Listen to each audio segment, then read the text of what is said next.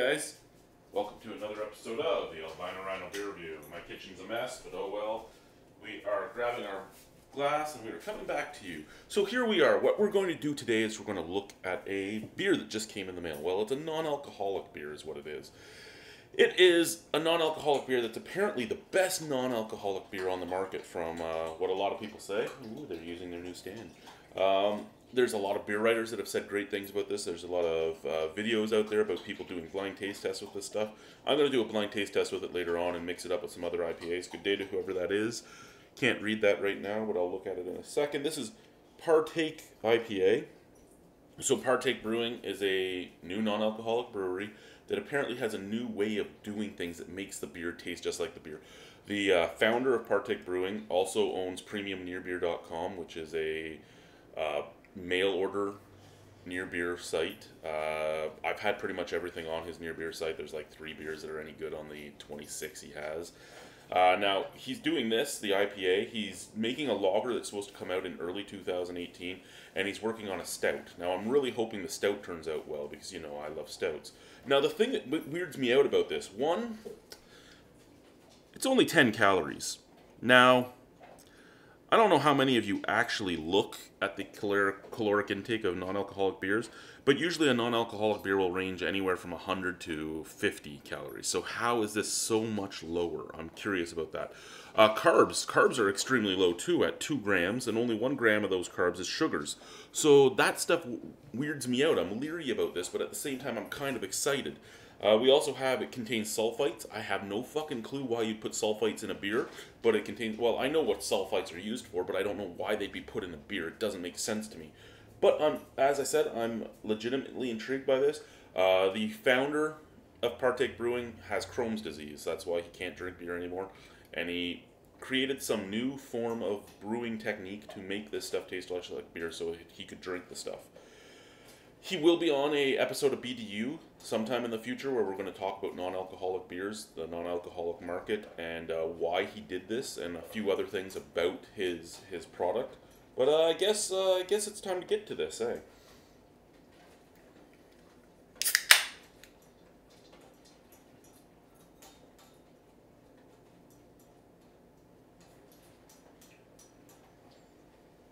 Now, I'm extremely excited about this one because it's low carbs and I'm trying to go ketogenic.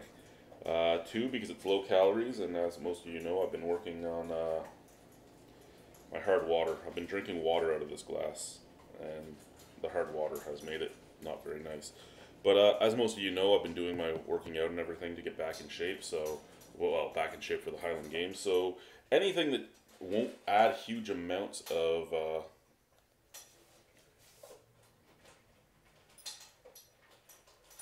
wow. It's a beautiful brassy color. Like, it had some nice off-white head. It's a beautiful brassy color. It fucking looks the part. It looks the part of an IPA. Other than the hard watermarks on my glass. There you go.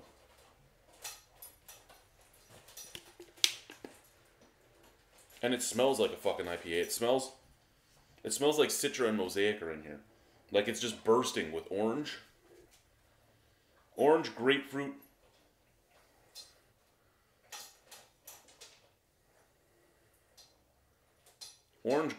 mango, passion fruit, bit of pineapple. It smells just like a fucking IPA. It really does. Let's try it. Cheers.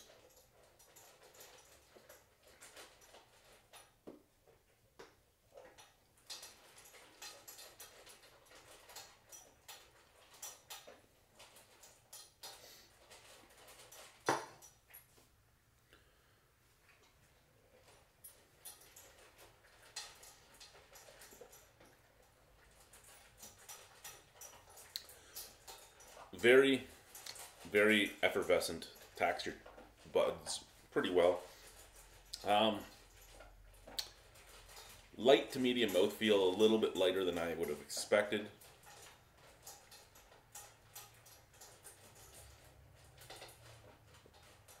But you don't get that super sweet taste that you get with so many non-alcoholic beers. You know how you get that under attenuated malt taste, that just big malt bomb? It's not there. What you're getting on this is just a tiny bit of a biscuitiness up at the forefront. like almost like it's an English IPA type of thing, and then it fades into just hops, lots and lots of hops. Now it smells very fruity.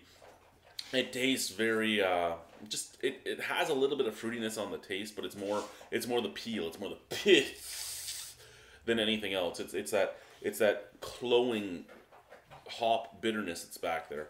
Yeah, if you did this blind, it would smell just like a IPA, and it would taste a lot like I would personally say an East Coast, because it does have a little bit of that fruitiness, but it's fairly cloying. It's fairly what do you want? It's really cloying, and it is I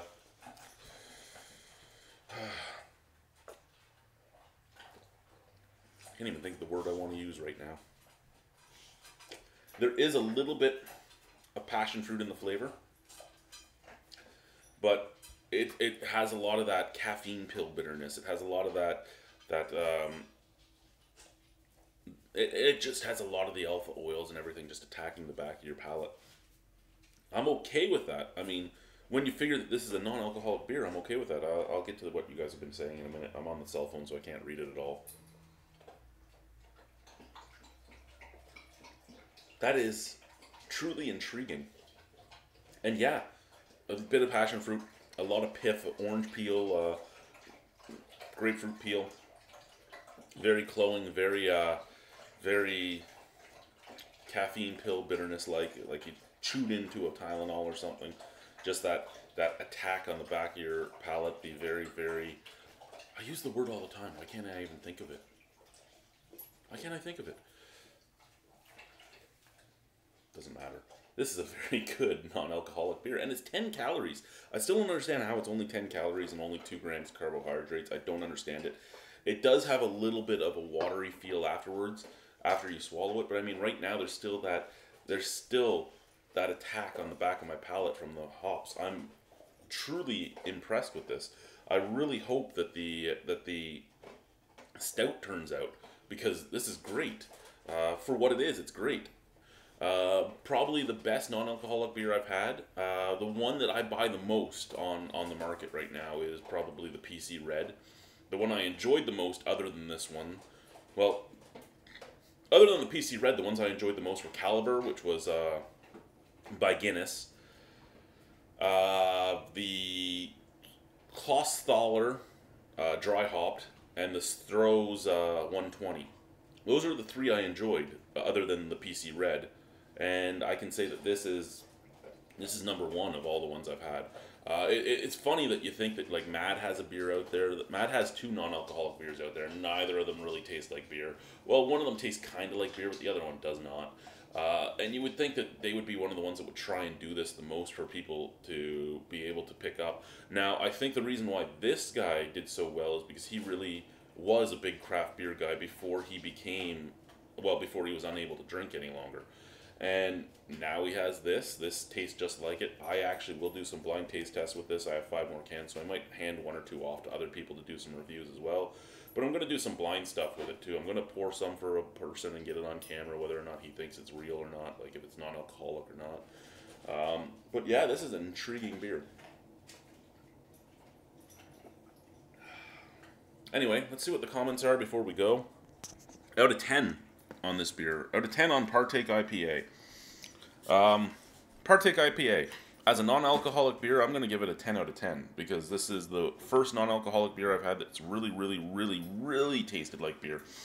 Now, as a beer on its own, if I'm just marking it for its taste and everything else, probably give it a 7.75. Just in the beer world itself. Because it's an IPA that would stand up.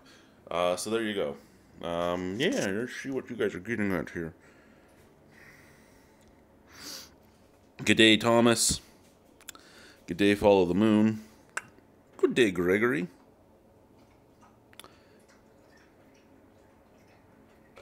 And good day, Kent. Well, yeah, even as a cider would have had a lot more carbohydrates. Like, I was curious how this was going to go. And, yeah, I'm impressed. I really am.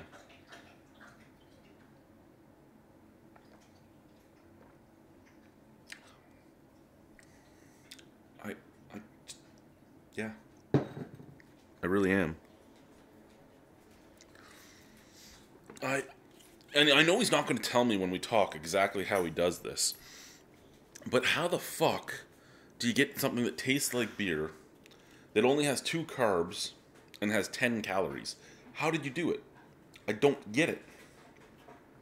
Now, there is a bit of sodium in here. There's more sodium that would normally be in here, but that's probably coming from the sulfites.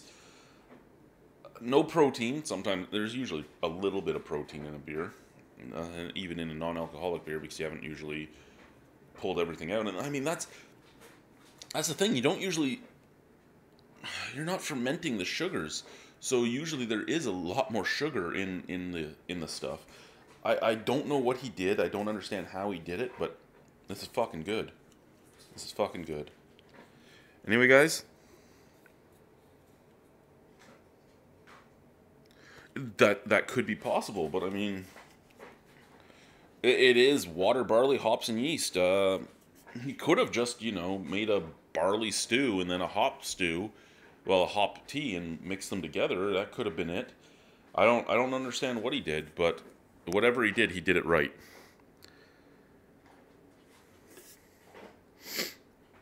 Brewed in Canada, it says. Whether or not it was actually brewed, I don't know. Premium Near Beer Limited, Toronto, Ontario, Canada. Yeah, I have no idea. I have no idea. I'll have some questions to ask him when he talks to us. If you guys have anything you want me to ask him when we get him on the show, comment down there, and I'll write them down. I'll get everything together. But yeah, I'm impressed with this. I'm really impressed with this. I hope the stout turns out. I don't really care as much about the lager, because if I want a lager, I'll just drink the PC Blonde Brew or the PC Red Brew for $5.99 a 12-pack. But this is the best tasting non-alcoholic beer I've ever had. What did you say there, Greg, before I get offline?